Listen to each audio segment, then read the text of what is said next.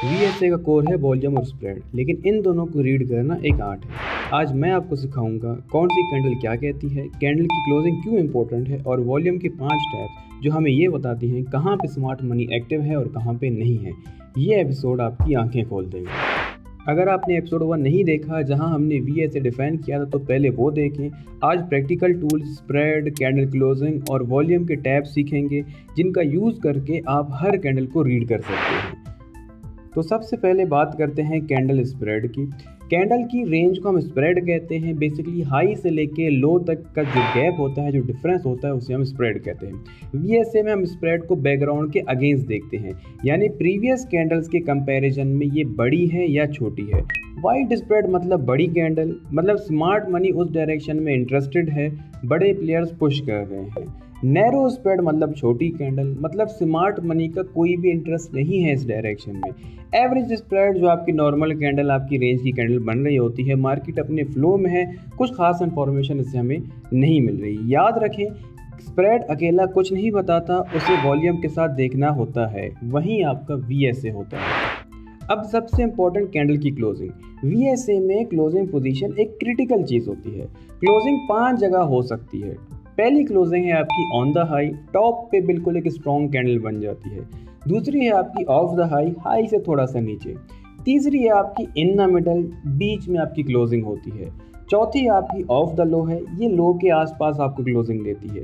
और पांचवी आपकी ऑन द लो है, बिल्कुल लो पे बनती है, बॉटम पे क्लोजिंग होती है। ये बिल्कुल वीकनेस की निशानी होती है मार्केट में। अगर कैंडल के ऊपर लॉन्ग अपर विक है, प्राइस ऊपर गई फिर वापस नीचे क्लोज हुई, तो ये सेलिंग प्रेशर शो करती है। ऊपर कोई बड़ा प्लेयर है जो सेल करने की कोशिश कर रहा है। और अगर नीचे लॉन्ग विक है, प्राइस एक बार नीचे गई है फिर वापस ऊपर क्लोज हुई है, तो ये बाइंग प्रेशर शो करती है, नीचे कोई बाय कर रहा था। ये विक्स स्मार्ट मनी के फुटप्रिंट्स हैं। जब क्लोजिंग और विक्स रीड करना आ जाए, हर कैंडल आपसे बात करेगी।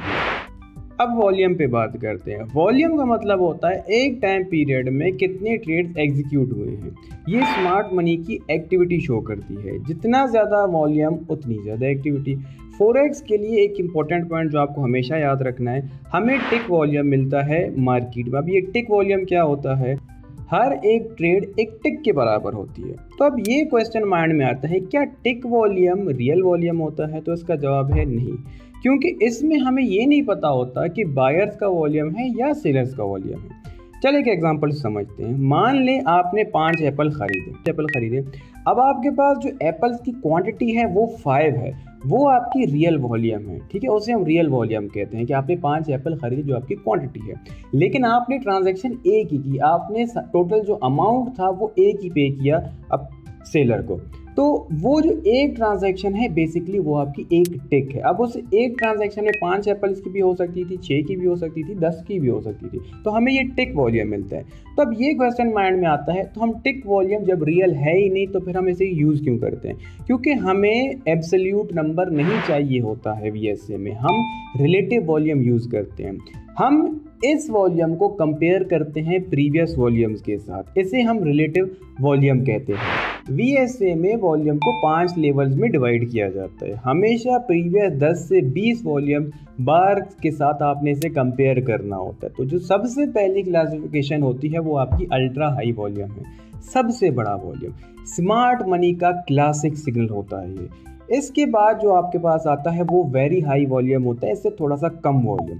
थर्ड नंबर पे आपका आता है हाई वॉल्यूम। फोर्थ पे आपका एवरेज वॉल्यूम, जो कि नॉर्मल वॉल्यूम आपकी रेंज में चल रहा होता है। फिफ्थ नंबर पे आपके पास आता है लो वॉल्यूम, जो बहुत कम वॉल्यूम होता है और आपको ये शो करता है कि स्मार्ट मनी का इंटरेस्ट नहीं है।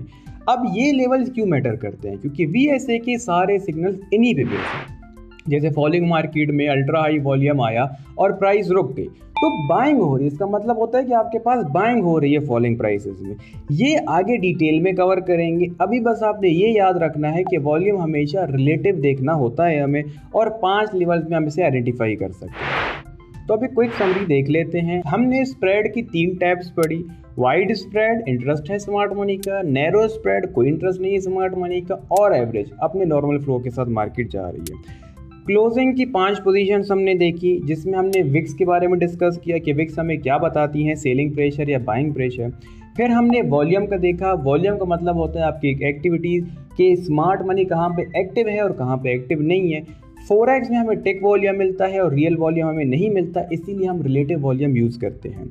हमने 5 टाइप के वॉल्यूम्स देखे, ultra high volume, very high volume, high volume, average volume और लो वॉल्यूम।